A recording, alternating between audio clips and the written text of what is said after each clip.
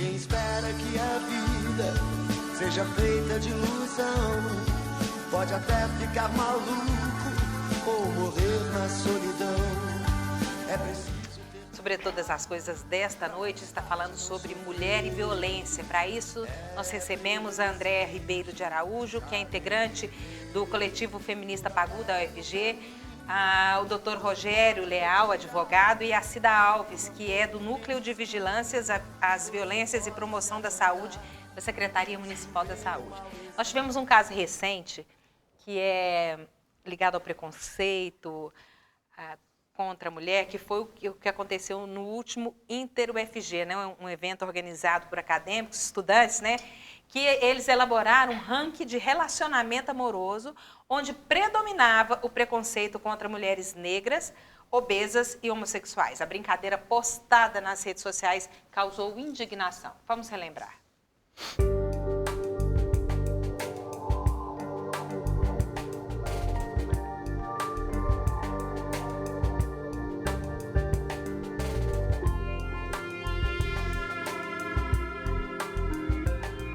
O assunto é polêmico e nos últimos dias a violência contra a mulher esteve em pauta em diversos meios de comunicação, principalmente por causa da cultura do estupro que vivenciamos. Na sua opinião, por que você acha que há tanta violência contra a mulher até hoje? Acho que um pouco é por causa do preconceito, assim. A pessoa sai, por exemplo, o tipo de roupa que veste, aí já acha que é a culpa da mulher. Então, tem muita gente que fala assim, eu sou contra a cultura do estupro. Só que ele afirma uma série de coisas pequenas, mas bastante consideráveis para que a cultura do estupro continue na nossa sociedade.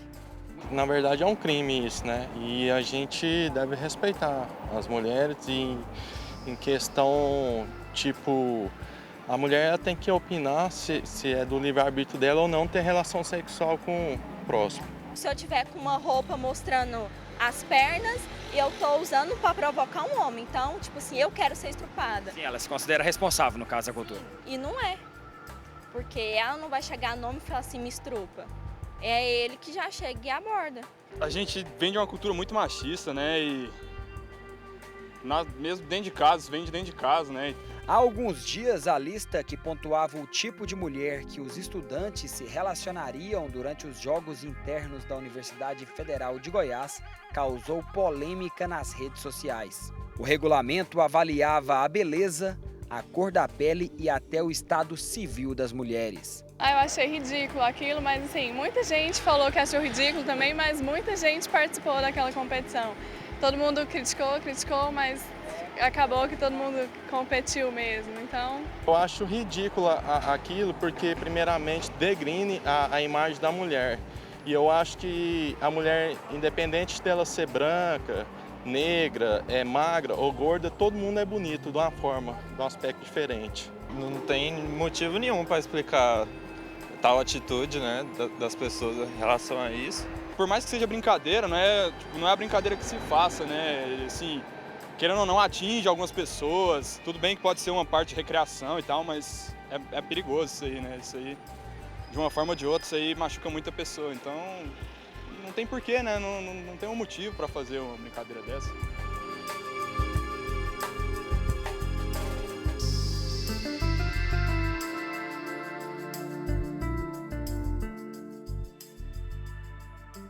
Andréa, teve conhecimento dessa lista? O que você achou? Tive, fiquei indignada, fiquei envergonhada de ser goiana. Eu acho que a nossa Universidade Federal de Goiás merece uma melhor representatividade. E eu sou formada pela Universidade Federal de Goiás, me orgulho de ter feito uma federal, mas não me orgulho dessa lista. Mas a gente tem que pontuar algumas coisas. Do mesmo jeito que não se aceita essa lista, mas aceita em festas, bares e pubs aqui em Goiânia, mulher open. Isso é uma objetificação da mulher, né? A cultura do estupro está muito ligada... A mulher faz parte da festa, né? A mulher faz parte do pacote. Isso é a objetificação da mulher, está muito ligado ao machismo. Muita gente torce o nariz quando a gente fala de feminismo, chamando nós, feministas, de feminazes. Como se a gente tivesse invadido a Rússia. É ridículo isso, não é? Nós precisamos falar de feminismo, nós precisamos de feminismo, porque nós precisamos ter liberdade para poder sair do jeito que a gente quiser, vestir como a gente quiser, e independente da nossa roupa, de onde a gente for, a gente tem que ser respeitada. André, você me permite, eu acho um absurdo as pessoas julgarem a mulher pela roupa e justificarem o comportamento do autor de violência em relação a isso. Isso primeiro é um mito, porque se nós pegarmos os casos de violência, eu atendi crianças de 1 ano e 6 meses que foram vítimas de estupro, senhoras de idade, pessoas deficientes. Então não é o comportamento da vítima, não é a forma com que ela se veste que vai fazer uma pessoa estuprar a outra. Mas sim essa pessoa não entender o outro como um sujeito. A mulher, doutor Rogério, é vista ainda como uma subcidadã. Não é dada a ela o direito da sua vontade, do seu ir e vir da forma que quiser. Dependendo de como ela se comporte, se dá o direito do homem a agir com violência. E se a gente pensar dessa forma, não haveria estupro no Islã, onde as mulheres andam cobertas da cabeça aos pés. Não aparece nada do corpo delas, nem do rosto. E existe muito estupro. Doutor, o estupro é aquilo que a André colocou no começo mesmo? Qualquer atitude, ação que for feita contra a vontade da mulher pode ser caracterizado como estupro? Sim, e hoje, inclusive, não é só contra a mulher. Hoje, o Código Penal, no artigo 213, ele é muito claro, constranger alguém. Alguém. Então, isso já foi um avanço, porque antes o crime era só contra a mulher. Hoje é um avanço, o homem também pode ser vítima do crime de estupro hoje. Então, o que ocorre? Hoje nós temos conhecimento que muitas mulheres são violentadas pelo próprio marido, pelo companheiro, pelo namorado, pelo vizinho, pelo pai, pelo tio, pelo sobrinho, até pelo próprio irmão. Então, esse contexto, essa violência, ela nasce, parece que dentro do seio familiar. Muitas das vezes, fazendo defesas e acompanhando casos relacionados ao crime de estupro, nós deparamos que o criminoso, ele tem reflexos na sua infância de que o pai violentava a mãe. E a mãe não buscava a polícia, não buscava conter isso aí. Então ela era submissa e parece que o filho cresce com essa mentalidade, com esse conceito de que pode bater na mulher. Meu pai batia na minha mãe, então eu posso fazer isso também. E aí a mulher, o que ocorre? Ela passa por essa cultura, infelizmente. Tem que ser submissa, tem que atender. E o que a doutora falou é muito coerente. Muitas das vezes a própria mulher ali no seio familiar, ela é estrupada porque ela negou a praticar o ato sexual. Isso é estupro. E nós temos notícias, inclusive, aqui no estado de Goiás, de professor que foi condenado a uma pena alta. Pena alta, nós falamos, acima de 8 anos, com imposição de regime fechado, por ter dado um beijo numa aluna. Nós temos um caso aqui. Agora, eu acho muito importante trazer alguns dados, tá? Hoje, inclusive, foi publicado uma síntese de cruzamento de informações dos sistemas de saúde. O sistema de mortalidade, o sistema de nascidos vivos e o sistema de notificação. E pegando os dados de 2011 a 2015 das vítimas de violência, se a gente pega de 0 a 9 anos, que é a faixa que a Organização Mundial de Saúde estabelece como criança, nós temos uma média de 9 crianças estupradas por dia no Brasil. Se nós pegamos os dados de 0 a 12 anos, que é o Estatuto da Criança, rege sobre essa faixa etária, aumenta para 16 meninas por dia. Cruzando os dados dos nascidos vivos, pegando até 12 anos, as mães, nesses anos de 2011 e 2015, foram 4.021 crianças que nasceram filhas de meninas até 12 anos. Isso é muito grave. Além de ser muito extenso, a letalidade, que é o risco de morte. Em 2015, foram 17.871 mulheres vítimas de estupro. Dessas vítimas, 193 foram a óbito, morreram. essa é uma letalidade que nenhuma outra doença atinge, é muito alto. Então, hoje nós entendemos que a questão da violência é questão de segurança pública, tem que ser punido dentro da lei, o autor de violência, mas é também uma política de saúde. As mulheres, as crianças, os jovens estão morrendo hoje, a principal causa de morte nessa faixa etária, de 0 até 39 anos, são as violências. Vamos só abrir um parêntese aqui, só explica pra gente qual que é a diferença entre o estupro de vulnerável e a pedofilia. Porque quando a gente fala vulnerável, a gente pensa só na criança, não é, né? Mas... Sim, hoje o Código Penal, ele tem lá no seu capítulo relacionado aos crimes sexuais. Pois bem, ele começa com o artigo 213, que é o estupro de qualquer pessoa. Constranger alguém a ter, não precisa nem ser conjunção carnal, tá bom? O artigo 217A, foi uma inovação, ele veio com esse contexto de estupro de vulnerável. Quando é que ocorre? Quando a vítima é menor de 14 anos, ou quando ela tem uma deficiência, um débil mental, ela tem uma deficiência de contextualização, retardamento mental, uma deficiência física também. Então, ele veio com esse vulnerável. Tá? Então, para vítimas menores de 14 anos e para esse outro contexto, da condição mental e física da pessoa. E aí nós temos hoje uma discussão, e a pedofilia? O que é pedofilia? Aí a pedofilia já está dentro do Estatuto da Criança e do Adolescente, que veio para proteger essa criança. Que é aquela criança que nós temos hoje uma diferenciação lá, até 12 anos é criança, acima de 12, adolescente. Então, lá dentro do Estatuto da Criança e Adolescente, nós temos várias tipificações de crimes, de divulgação, de imagem, de foto, que protege também a criança, especificamente dentro do Estatuto. Agora, no Código Penal, veio também com essa figura, tá? Que é o menor de 14 anos. Então, hoje nós temos assim, várias notícias de meninos, que estão sendo abusados sexualmente, tá? E o crime é vulnerável, com pena de 8 a 15 anos, ou seja, é um crime que vai ter uma pena mínima muito alta e com alguns outros contextos de agravamento ainda. Se é praticado por mais de 2 pessoas, como essas festas, essas raves, essa situação aí. Então, hoje nós temos essa diferenciação lá do estupro, qualquer pessoa, e sem um limitador de idade, e nós temos o vulnerável. Se a vítima é menor de 14 anos, vulnerável. Tá? Eu gostaria de fazer um esclarecimento. Pedofilia, as pessoas confundem autores de violência sexual com pedofilia. Pedofilia é só um tipo, são pessoas que têm desejo sexual por crianças ou adolescentes. A gente chama de uma parafilia, é um transtorno. Mas a maioria dos autores de violência não são pedófilos, eles não têm esse transtorno. Não é só com criança que eles se excitam.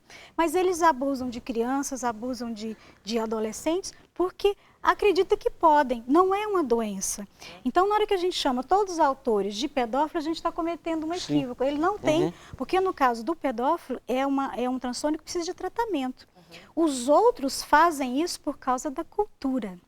Só registrar 2 participações aqui do Elton Pedro, até que a André tinha falado a respeito. A roupa não é motivo para levar ao estupro. Na Índia, as mulheres se vestem quase 100% do corpo e há muitos casos de estupro. Participação do Elton Pedro. E a Marina Moreira fala o seguinte: desrespeito com a mulher antigo, alguns no ano passado, um grupo musical lançou uma música que se refere à mulher de forma pejorativa, como cachorro, será que lotava. E adolescentes, adultos, iam bastante. Fala que essa questão da produção musical também no Brasil. Essa questão do funk, né, gente, é uma... Não só do funk. Não só do funk, mas... A música em geral. O funk, ele acaba sendo... Eu não posso generalizar, né, mas a grande maioria dessas letras do funk, ela é relacionada à mulher, né? Hoje eu estava lendo uma matéria de um amigo meu de infância, Helder Dias, deve estar nos assistindo, né? Jornalista, onde ele escreveu sobre uma música, um modão de viola, onde o cara fala assim, ela foi lá, cortou o cabelo, eu mandei arrancar o resto do cabelo. A mulher é um objeto. Eu imagino o seguinte, do mesmo jeito que nós hoje nos envergonhamos de nossos antepassados terem escravizado outros humanos, eu acredito piamente que em alguns anos, se Deus quiser não chegar a século, nós vamos nos envergonhar do tratamento que as mulheres receberam na nossa sociedade. André, eu até falo assim, pela produção cultural, não só brasileira, como a mundial, propagandas de cerveja, de chocolate, refrigerantes, sempre tem essa questão, né? Você acha que esse momento que estamos vivenciando espera uma mudança em alguns anos? Eu espero, sobre essa produção cultural, assim. Eu espero que sim. Por exemplo, se a gente for recordar as propagandas de cerveja, são as que mais objetificam a mulher. É como se eles passassem a mensagem, leve uma garrafa e leve a mulher junto. Né? Nós somos um pacote, fazemos parte do pacote.